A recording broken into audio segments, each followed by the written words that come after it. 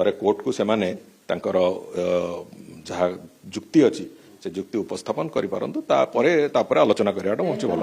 ଦେଖନ୍ତୁ ସମ୍ପୂର୍ଣ୍ଣ ରୂପେ ଶୃଙ୍ଖଳାର ସହିତ ରଥଯାତ୍ରା କରିବା ପାଇଁ 2-3ଟି ଦିଗ ହେଉଛି ବଟ ପ୍ରମୁଖତା।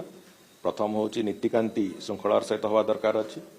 ଦ୍ୱିତୀୟ ହେଉଛି ଯେ ଠାକୁର ରଥ ଉପରେ ମଣ୍ଡନ ହେଲା ପରେ ବିରାଜମାନ କରା ପରେ ତାପରେ ଯେଉଁ ବାକି ଯେଉଁ ରଥ ଉପର ଯେଉଁ ନୀତିକାନ୍ତି ସିଏ ବି ଶୃଙ୍ଖଳାର ହେବା ଦରକାର ଅଛି।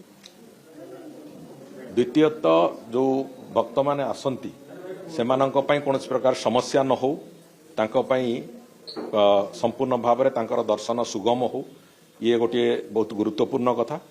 ଏବଂ ତୃତୀୟ ହେଉଛି ଯେ ଯେଉଁମାନେ ଆସିବେ ତାଙ୍କର ସ୍ୱାସ୍ଥ୍ୟ ଦୃଷ୍ଟିରୁ ହେଉ, ସୁରକ୍ଷା ଦୃଷ୍ଟିରୁ ହେଉ, ପୁରାପୁରି ସେ ଶ୍ରୀଗୁଣ୍ଡିଚା ଦିନଠୁ ଆରମ୍ଭ କରିକି ମହାପ୍ରଭୁଙ୍କ ନୀଳାଦ୍ରି ବିଜେ ପର୍ଯ୍ୟନ୍ତ ସେଥିରେ ସୁନାବେଶ, ବାହୁଡ଼ା ଏବଂ ସେଠି ଆଡ଼ପ ମଣ୍ଡପରେ ଦର୍ଶନ ସବୁ କଥାକୁ ସୁରୁଖୁରୁରେ କେମିତି ଶୃଙ୍ଖଳିତ ଭାବରେ ହେବ ସେ କଥାକୁ ଆଖି ଆଗରେ ରଖିକି ତାକୁ ବିଭିନ୍ନ ଅଂଶରେ ବଣ୍ଟା ହେଇଛି ଏବଂ ପ୍ରତି ଅଂଶ ପାଇଁ ଜଣେ ଜଣେ ସରକାରୀ ଅଧିକାରୀ ତାର ଦାୟିତ୍ୱରେ ରହିବେ ସେଭଳିଆ ଏକ ବ୍ୟବସ୍ଥା କରାହେଇଛି। ତେଣୁକରି ନିଖୁଣ ଭାବରେ ଅସୁବିଧା ରହିତ ଭାବରେ ଯେମିତି ମହାପ୍ରଭୁ ଆମ ପାଇଁ ସବୁଠୁ ବଡ଼ ପ୍ରାୟୋରିଟି ଏବଂ ସବୁଠୁ ବଡ଼ ଲକ୍ଷ୍ୟ ତାକୁ ନେଇକି ଚାଲିବା ଆରମ୍ଭ ହୋଇଛି। ମୋତେ ଲାଗୁଛି ଆମେ ସଫଳତାର ସହିତ ମହାପ୍ରଭୁଙ୍କ ଆଶୀର୍ବାଦକୁ ନେଇକି ଚାଲିବୁ ଏବଂ ସଫଳତାର ସହିତ ଏ କଥାକୁ ସମ୍ପନ୍ନ କରିବୁ।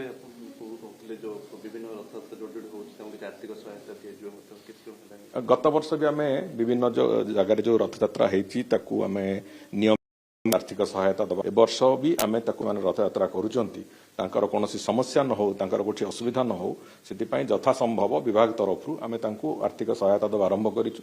ଏଥର ମହାପ୍ରଭୁ ଶ୍ରୀ ବଳଦେବଜୀଉଙ୍କ ରଥ ଯେମିତି ଗତ 3-4 ବର୍ଷ ଧରିକି ଅସୁବିଧାର ସମ୍ମୁଖୀନ ହେଉଥିଲା ସେ ତାକୁ ଯେମିତି ନିରାକରଣ ପାଇଁ ଏଥର ମହାପ୍ରଭୁଙ୍କର ନୂଆ ରଥ ନିର୍ମାଣ କାମ ଚାଲିଛି ଏବଂ ସରିଲା ଭାବରେ ଆହୁରି ଅନେକ ଗୁଡ଼ିଏ ଜାଗାରେ ରଥଯାତ୍ରା, ରଥ ନିର୍ମାଣ ଏବଂ ରଥଯାତ୍ରା ତାକୁ ଠିକ୍ ଢଙ୍ଗରେ କରାଯାଉ ତାକୁ ଆଖି ଆଗରେ ରଖିକି ଆମେ ବାସ୍ତବରେ ନିଶ୍ଚିତ ଭାବରେ ତାକୁ କରୁଛୁ। ମହାପ୍ରଭୁଙ୍କର ମହିମା ଆହୁରି ପ୍ରଚାର ହେଉ, ମହାପ୍ରଭୁଙ୍କ ମହିମା ସହିତ ମହାପ୍ରଭୁଙ୍କ କରୁଣା ସହିତ ଆହୁରି ଭକ୍ତ ସମାଜ ଯୋଡ଼ି ହୁଅନ୍ତୁ, ଏଇଟା ହେଉଛି ଆମର ଲକ୍ଷ୍ୟ।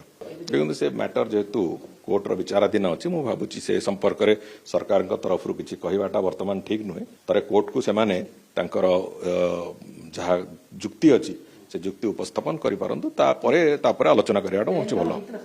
সেটা ଏବେ ବର୍ତ୍ତମାନ ମୁଁ କହିବା ତ ସମ୍ଭବ ନୁହେଁ। ତେଣୁକରି ମୋ କହିବା କଥା ଥରେ ସେ କଥା ଯୁକ୍ତି ଉପସ୍ଥାପନ ସେ ତାଙ୍କର କରିସାରନ୍ତୁ କୋର୍ଟ ଆଗେ, ଆମେ ସେଇ ବିଷୟରେ ଆଲୋଚନା କରିବାଟା ମୁଁ ହେଉଛି ଠିକ୍ ହେବ।